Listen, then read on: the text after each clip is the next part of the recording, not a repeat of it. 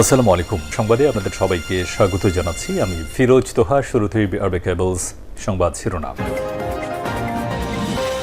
বাংলাদেশের সর্বশেষ গুরুত্বপূর্ণ আপডেট সংবাদে আপনাকে স্বাগত। শুরুতেই সংবাদ শিরোনাম, পরে বিস্তারিত। প্রথমেই জানাবো, অতিবৃষ্টি মোকাবেলায় 4.5 কোটি টাকা এবং 9,000 টন চাল বরাদ্দ। দেশের বিভিন্ন অঞ্চলে অতিবৃষ্টিপাত ও বন্যাজনিত পরিস্থিতি মোকাবেলায় দুর্যোগ ব্যবস্থাপনা এবং ত্রাণ মন্ত্রণালয় 7 জুলাই থেকে 12 জুলাই পর্যন্ত সারা দেশে 64 জেলার জন্য 4,60,00,000 টাকা এবং 8,950 মেট্রিক টন চাল মানবিক সহায়তা হিসেবে বরাদ্দ দিয়েছে। আজ দুর্যোগ ব্যবস্থাপনা ত্রাণ মন্ত্রণালয়ের এক সংবাদ বিজ্ঞপ্তিতে এই তথ্য জানানো হয়েছে। এরপর জানাবো, যশোরে যুবদল নেতাকে কুপিয়ে হত্যা। যশোরের বাঘারপাড়া উপজেলায় পূর্ব শত্রুতার জেরে রুবেল হোসেন 38 নামের এক যুবদল নেতাকে কুপিয়ে হত্যার অভিযোগ উঠেছে। আজ দুপুরের দিকে উপজেলার খাজুরা তেলপাম্প সংলগ্ন গাড়ি ওজন করার স্কেলের সামনে এমন ঘটনা ঘটে। এদিকে গাইবান্ধার হরিদাসের অ্যাকাউন্টে সন্দেহজনক 9.5 কোটি টাকার লেনদেন।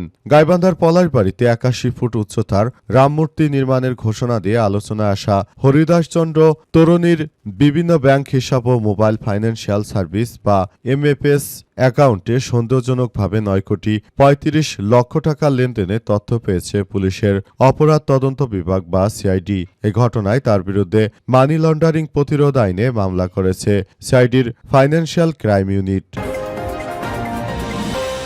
জানাবো, কক্সবাজারে বন্যা এবং পাহাড় ধসে প্রাণহানি বেড়ে 31। টানা ভারী বর্ষণে সৃষ্ট বন্যা এবং পাহাড় ধসে কক্সবাজারে প্রাণহানির সংখ্যা বেড়ে 31 জন ছাড়িয়েছে। বৃষ্টির তীব্রতা কিছুটা কমায় বন্যার পানি নামতে শুরু করলেও আবার হঠাৎ করে নতুন করে বৃষ্টিপাত বেড়ে যায়, আবারও পানি বৃদ্ধি পাচ্ছে। অবস্থায় চট্টগ্রামের বিভিন্ন এলাকা তলিয়ে গেছে। আর পুরো চট্টগ্রামে 51 জনের বেশি মৃত্যুর সংবাদ পাওয়া গেছে। এই ঘটনায় হাজার হাজার মানুষ আহত হয়েছে। এবং সর্বশেষ জানাবো, টাইগার খেয়েছে আর্জেন্টিনার খেলা দেখেছি, এরপর কি হয়েছে জানি না। শিক্ষা কর্মকর্তাকে কুড়াল দিয়ে কুপিয়ে জখমের পর বললেন প্রধান শিক্ষক। শরীয়তপুরের গোসাইরহাটে সরকারি প্রাথমিক শিক্ষা কর্মকর্তাকে কুড়াল দিয়ে কুপিয়ে জখম করার অভিযোগ উঠেছে এক প্রাথমিক বিদ্যালয়ের ভারপ্রাপ্ত প্রধান শিক্ষকের বিরুদ্ধে। এই ঘটনায় অভিযুক্ত শিক্ষককে আটক করেছে পুলিশ। আজ দুপুরে গোসাইরহাট উপজেলায় প্রাথমিক শিক্ষা অফিসে এমন ঘটনা ঘটে। স্থানীয় এবং প্রত্যক্ষদর্শী সূত্র থেকে জানা গেছে যে উপজেলার আউলালপুর ইউনিয়নের চর জালালপুর সরকারি প্রাথমিক বিদ্যালয়ের প্রধান শিক্ষক বি.এম. জসিম উদ্দিন রেইনকোট, মুখে মাস্ক ও চোখে সানগ্লাস পরে উপজেলা প্রাথমিক শিক্ষা অফিসে প্রবেশ করে এবং এক পর্যায়ে কুড়াল দিয়ে শিক্ষা কর্মকর্তাকে কুপিয়ে জখম করেছিলেন। এই ঘটনায় তাকে আটক করা হয় এবং অবশেষে তিনি বিষয়টি জানালেন। প্রিয় দর্শক, এতক্ষণ শুনছিলেন সংবাদ শিরোনাম, এবারে বিস্তারিত। তবে তার আগে বন্ধুরা, অনুরোধ থাকবে এই সংবাদটিতে একটি লাইক দিন। এই চ্যানেলে আপনি নতুন হয়ে থাকলে আমাদের সংবাদটি দেখতে দেখতে চ্যানেলটি সাবস্ক্রাইব করে রাখুন। কমেন্ট করে বন্ধুরা আপনার মূল্যবান মতামত জানিয়ে দিন আপনি বিশ্বের কোন দেশ থেকে বা বাংলাদেশের কোন স্থান থেকে আমাদের সংবাদটি দেখছেন এবং শুনছেন। আর বন্ধুরা, সংবাদটি আপনার সোশ্যাল মিডিয়া ফেসবুকে শেয়ার করে বন্ধুদেরও দেখার সুযোগ করে দিন। গাজা যুদ্ধে আপনি যদি নিরীহ ফিলিস্তিনিদের ভালোবেসে থাকেন বন্ধুরা, কমেন্টে ইয়েস লিখে পুরো বিশ্ববাসীকে আমাদের এই তাজা আপডেটটি দেখার সুযোগ করে দিন। এবারে বিস্তারিত।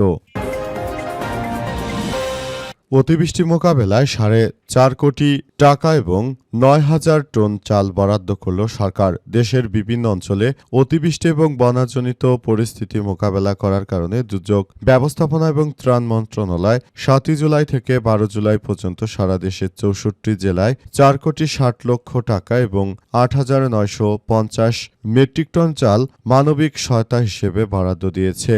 আজ দুর্যোগ ব্যবস্থাপনা ও ত্রাণ মন্ত্রণালয়ের এক সংবাদ বিজ্ঞপ্তিতে এই তথ্য জানানো হয়েছে। গত 7 জুলাই থেকে এসব সহায়তা দেওয়া হয়েছে। মন্ত্রণালয়ের তথ্য অনুযায়ী সর্বশেষ সবচেয়ে বেশি সহযোগিতা পেয়েছে চট্টগ্রাম জেলা। জেলাটির জন্য 4 দফায় মোট 65 লক্ষ টাকা এবং 200 মেট্রিক টন চাল বরাদ্দ দেওয়া হয়েছে। বিপর্যস্ত চট্টগ্রাম পানিবন্দী 10.5 লাখের বেশি মানুষ, খাদ্য এবং বিশুদ্ধ পানির তীব্র সংকট। এছাড়াও কক্সবাজারে মোট 30 লক্ষ টাকা, 450 মেট্রিক টন চাল, খাগড়াছড়িতে 20 লক্ষ টাকা এবং 400 মেট্রিক টন চাল, রাঙামাটিতে 25 লক্ষ টাকা এবং 500 মেট্রিক টন চাল, বান্দরবনে 20 লক্ষ টাকা এবং 400 মেট্রিক টন চাল, মৌলভীবাজারে 10 লক্ষ টাকা এবং 200 মেট্রিক টন চাল এবং সিলেটের হবিগঞ্জে 5 লক্ষ টাকা এবং 100 মেট্রিক টন চাল বরাদ্দ দিয়েছে সরকার। এসব চাল যেন ক্ষতিগ্রস্ত মানুষের হাতে পৌঁছে যায় সেই ব্যবস্থা গ্রহণ করেছে বর্তমান সরকার এবং তারা যথাযথভাবে কার্যক্রম চালিয়ে যাচ্ছে সরকারের পক্ষ থেকে। উক্ত বিষয় নিয়ে সবাই খুব বেশি কার্যক্রম চালানোর ব্যাপারগুলো আসলে বলাবলি করছে। যশোরে যুবদল নেতাকে কুপিয়ে হত্যা। যশোরের বাঘারপাড়া উপজেলায় পূর্ব শত্রুতা জেরে রুবেল হোসেন 38 নামের এক যুবদল নেতাকে কুপিয়ে হত্যার অভিযোগ উঠেছে আজ দুপুরের দিকে উপজেলার খাজুরা তেল পাম্প সংলগ্ন গাড়ি ওজন করার স্কেলের সামনে এমন ঘটনা ঘটে। নিহত রুবেল হোসেন উপজেলার খাজুরা তেল পাম্প সংলগ্ন তেলি ধান্যপোড়া গ্রামের বাসিন্দা। তিনি মৃত মোন্তাজ ঢালির ছেলে এবং বন্দবিলা ইউনিয়ন যুবদলের যুগ্ম সাধারণ সম্পাদক। পুলিশ ও স্থানীয় সূত্র থেকে জানা গেছে যে পূর্ব শত্রুতা জেরে একই এলাকার আব্দুর রবের ছেলে রাব্বি ধারালো অস্ত্র দিয়ে রুবেল হোসেনের উপর হামলা চালায়। এ সময় তাকে শরীরের বিভিন্ন স্থানে এলোপাতাড়ি কুপিয়ে গুরুতর জখম করে পালিয়ে যায় অভিযুক্ত রাব্বি নিহত রুবেলের ছোট বোনের দেবর বলে জানা গেছে। গুরুতর আহত অবস্থায় স্থানীয় লোকজন রুবেলকে উদ্ধার করে যশোর 250 শয্যা বিশিষ্ট জেনারেল হাসপাতালে জরুরি বিভাগে নিয়ে গেলে কর্তব্যরত চিকিৎসক পরীক্ষা নিরীক্ষা শেষে তাকে মৃত ঘোষণা করেন। পরে মরদেহ ময়নাতদন্তের জন্য হাসপাতালের মর্গে পাঠানো হয়েছে। বর্তমানে উক্ত এলাকার পরিস্থিতি থমথমে অবস্থা বিরাজ করছে এবং যে কোনো মূল্যে এই ধরনের কার্যক্রমকে প্রতিহত করার সর্বাত্মকভাবে সরকার প্রচেষ্টা চালাচ্ছে। দেশে যেভাবে অপরাধ প্রবণতা বৃদ্ধি পাচ্ছে তাতে করে বাংলাদেশে ভবিষ্যতে আরও খারাপের দিকে চলে যেতে পারে। দেশের পরিণতি খুবই খারাপের দিকে যাচ্ছে। মানুষের নৈতিক অবক্ষয় এতটাই বৃদ্ধি পেয়েছে যে তারা মূলত মানুষকে এখন আর মানুষ বলে মূল্যায়ন করছে না। সবাই শুধু যার স্বার্থ হাসিল করতে ব্যস্ত, কেউ আসলে মানুষের মূল্যায়ন করতে চাইছে না।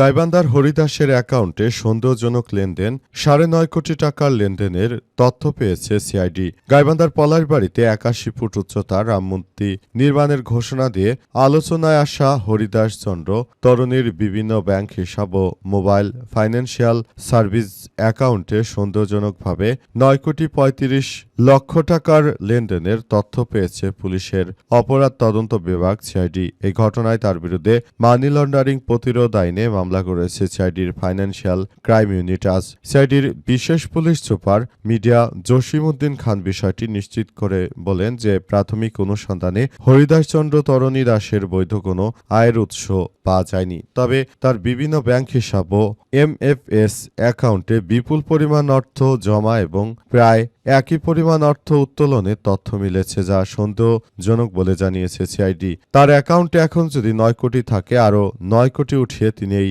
মন্দির টন্দির এগুলো করেছেন। সুতরাং 18 কোটি টাকা কিভাবে তিনি পেলেন, যেখানে তার পরিবার ছোটবেলায় তাদেরকে দুমুঠো ভাত খেতে দিতে পারত না তার পিতা। এ কারণে অভাবের তাড়নায় ভারতে গিয়েছিল এই কুখ্যাত হিন্দুত্ববাদী সন্ত্রাসী। ভারতে গিয়ে ভারতের নরেন্দ্র মোদীর বাহিনীর সঙ্গে হয়তো কোনো চক্রান্ত করে দেশের ভিতরে আবার নতুন করে ষড়যন্ত্র শুরু করেছে, নতুন করে বিশাল আকারের মূর্তি তৈরি করেছে একটি ইসলামিক দেশে। মন্দিরের বাইরে এত বড় মূর্তি বাংলাদেশের কোথাও আর নির্মাণ করা হয়নি। তিনি মূলত নির্মাণ করে দেশকে অস্থিতিশীল করার যে আওয়ামী ষড়যন্ত্র বাস্তবায়ন করছে সেটা প্রমাণ পেয়েছে তারা। এই ঘটনায় মূলত তাদের এই সব সক্রিয়তার কারণে সিআইডি এই কুখ্যাত সন্ত্রাসীকে আটক করে তারপর নিয়ে গেছে।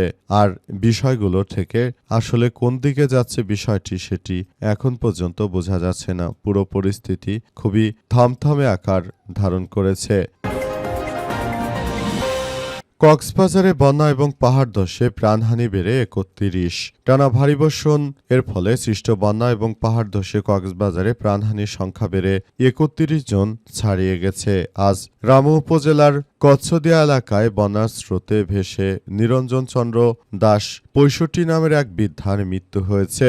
এছাড়াও বানের জলে ভেসে বিভিন্ন জায়গায় এমন বন্যা দেখা যাচ্ছে যে এমন বন্যা অতীতে কিন্তু কখনোই আসলে দেখা যায়নি। বন্যার তীব্রতা খুব বৃদ্ধি পাচ্ছে। বন্যার কারণে সারা দেশ জুড়ে এক ভয়াবহ বিপর্যয়কর পরিস্থিতির সৃষ্টি হয়েছে। বন্যার কারণে মূলত সবকিছু একদম তছনছ করে দেয়া হচ্ছে। বন্যার পানিতে তলিয়ে যাচ্ছে সারা দেশের সবকিছু।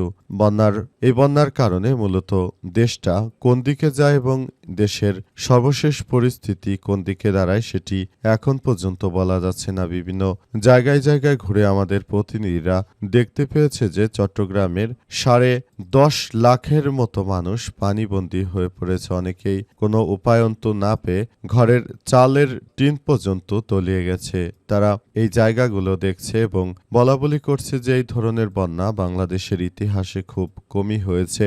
এখন হঠাৎ করে এমন পানি বৃদ্ধি পায় আসলে সবাই খুব চরম হতাশার মধ্যে পড়েছে। কারণ এই বন্যা পরিস্থিতি কবে শেষ হবে সেসব সম্পর্কে এখন পর্যন্ত আবহাওয়া অধিদপ্তরের পক্ষ থেকে তেমন কোনো তথ্য আমাদেরকে দিতে পারেনি। আবহাওয়া অধিদপ্তরের পক্ষ থেকে যতটুকু তথ্য আমরা পেয়েছি জানা গেছে আগামী 14 তারিখ পর্যন্ত বৃষ্টিপাত অব্যাহত থাকবে এবং 14 তারিখের পর ঢাকা বিভাগে বৃষ্টিপাত কমলেও বাংলাদেশের উত্তরবঙ্গে বৃষ্টির পরিমাণ আরও বাড়বে। উত্তরবঙ্গে রংপুরের ওইদিকে এমনিতে বন্যার পানিতে বিভিন্ন জায়গা তলিয়ে গেছে। নতুন করে আবার যদি সেখানে আবারও বন্যার পানি বৃদ্ধি পায় তাহলে সেটি আমাদের জন্য এক মরণ ব্যাধিতে পরিণত হতে কতক্ষণ।